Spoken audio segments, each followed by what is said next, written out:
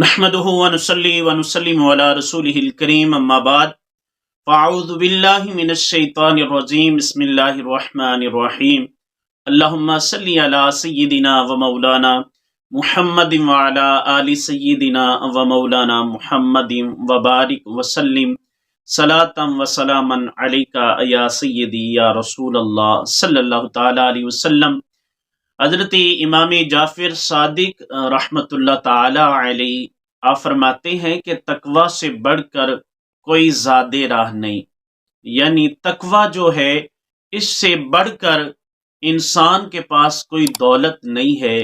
خاموشی سے بڑھ کر کوئی بہتر چیز نہیں ہے، یعنی خاموشی ہی بہت کچھ ہے، اس میں بہت کچھ پوشیدہ ہے۔ اور نمبر 3 فرمایا کہ جہالت سے بڑھ کر کوئی نقصان دہ دشمن نہیں، جہالت سے بڑھ کر کوئی نقصان دہ دشمن نہیں۔ اور نمبر 4 جھوٹ سے بڑھ کر کوئی بیماری نہیں، یعنی جھوٹ جو ہے یہ بہت بڑی بیماری ہے، اور جہالت یہ نقصان دہ دشمن ہے، اس سے بڑھ کر کوئی نقصان دہ چیز نہیں۔ اور جو خاموشی ہے وہ بہترین چیز ہے، خاموشی ایک مومن کا اتحاد ہے، خاموشی ایک بہترین چیز ہے انسان کے لیے۔ اور فرمایا کہ تقوی سے بڑھ کر کوئی زیادہ راہ نہیں افضل ہے، یعنی انسان کی زندگی کے لیے گزارنے کے لیے، اس کے لیے رہنے کے لیے کچھ نہ کچھ روپے پیسے کی ضرورت ہوتی ہے، مادی لحاظ سے ہونی بھی چاہیے، لیکن